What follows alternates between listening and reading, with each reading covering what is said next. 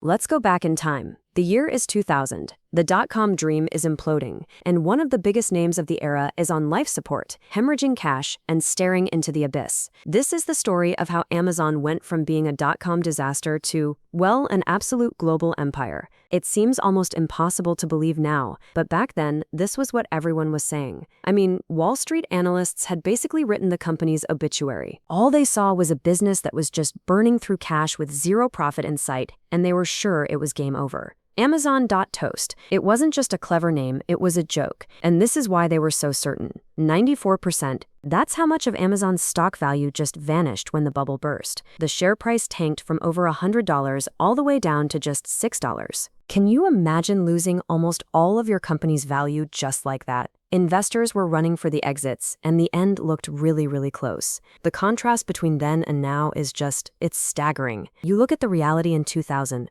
over $1 billion in losses, and then you look at today, a company worth around $1.8 trillion. This isn't just a comeback story, it's one of the most unbelievable turnarounds in the history of business. So that's the big question, right? How does a company that was literally nicknamed Toast manage to survive that fire and then build an empire? Well, the answer isn't just about selling a few books online, it's about a really radical vision, a relentless, almost obsessive strategy, and a secret weapon that absolutely nobody saw coming. To really get it, we've got to go all the way back to the beginning. So it all starts with a vision. You see, Jeff Bezos wasn't trying to build an online bookstore. From day one, sitting in his garage, the goal was way, way bigger. He was building the foundation for an everything store, a single place online where you could buy, well, anything. But you can't just build that overnight. You have to start somewhere strategic. And they started incredibly fast. In '94, Bezos sees this wild statistic about internet growth, 2,300%. And he just goes for it, quits his high-paying Wall Street job. By July of '95, Amazon.com is up and running, and just 1 month later, a single month, they're already shipping to every state in the US and 45 other countries. That speed tells you everything you need to know about their ambition. So of all the things in the world, why start with books? Well, it was a brilliant and calculated first move. Books were basically the perfect product to launch an online retail assault. They don't spoil, they're pretty easy to ship.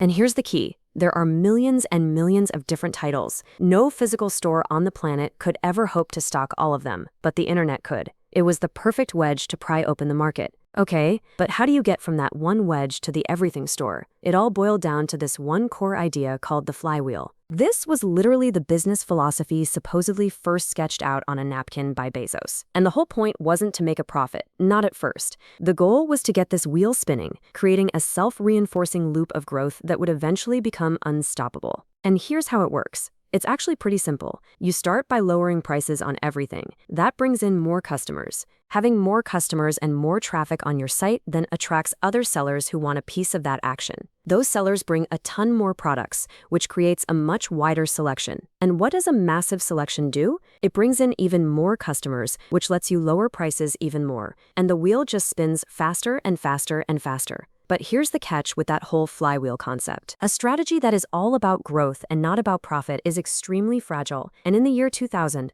that fragility was put to the ultimate test. The dot-com crash hit, and suddenly that growth at all costs model looks like a direct path to bankruptcy. This was the moment of truth for Amazon, and the fight to survive was absolutely brutal. The stock was in free fall. Other internet darlings, companies like Pets.com, were just disappearing overnight. To stop the company from going under, Bezos had to raise emergency cash with some really risky high-interest bonds. And then came the really painful part. He had to lay off about 1,400 people and shut down distribution centers. It was a dark, desperate time. You know, this crisis forced a huge shift in the company's DNA. For years, the mantra was always, get big fast. Now, for the very first time, it had to be, get efficient fast. They had to figure out how to actually make the business run without burning endless cash, how to trim the fat, and how to turn all that massive revenue into something that could actually keep the lights on. And then, in the first quarter of 2001, it happened. $5 million.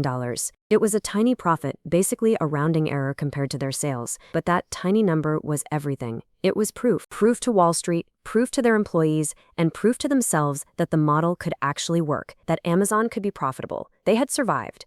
So, surviving was one thing, but building the absolute behemoth we know today? That required something totally different. It required a secret weapon. an idea that came from a place nobody expected and would eventually end up bankrolling the entire retail side of the business. Because here's a little secret about Amazon's retail business. The profit margins are razor thin. Sometimes they don't make any money at all selling you that gadget or that book. So, if the packages showing up at your door aren't the real cash cow, what is? Where does the money that fuels this whole empire actually come from?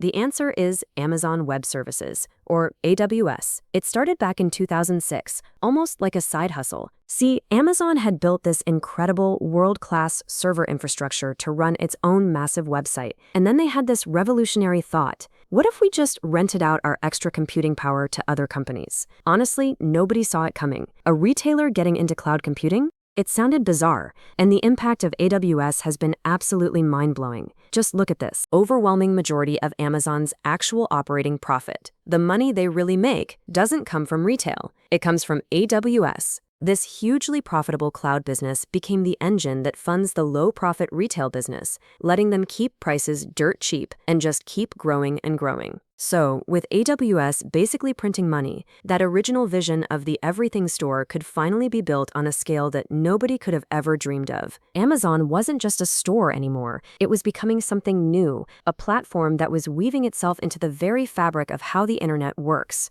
Let's just break down how the modern Amazon machine actually works. You've got the retail sales, which don't make much money but are great for getting customers and spinning that flywheel. You've got AWS, which is the high-profit engine funding everything else.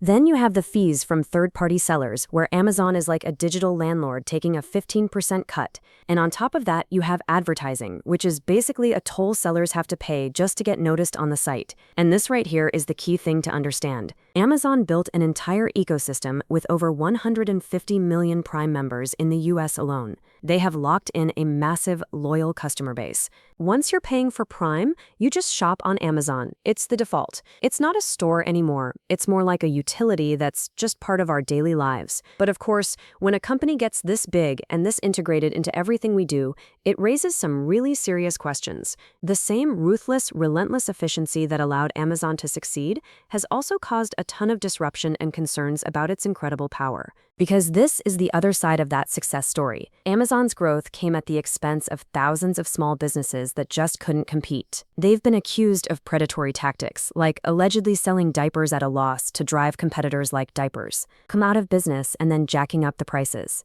And now, with its massive market share in both e-commerce and cloud computing, it's facing serious antitrust investigations, which leaves us all with this final giant question. When one company becomes so essential to our daily lives, when it owns the digital roads that countless other businesses rely on just to exist, has it stopped being just a company? Is it now basically a private utility, an economy unto itself? And if that's the case, what do we do about it? That's not just a business question anymore. It's a question about the future we're all building.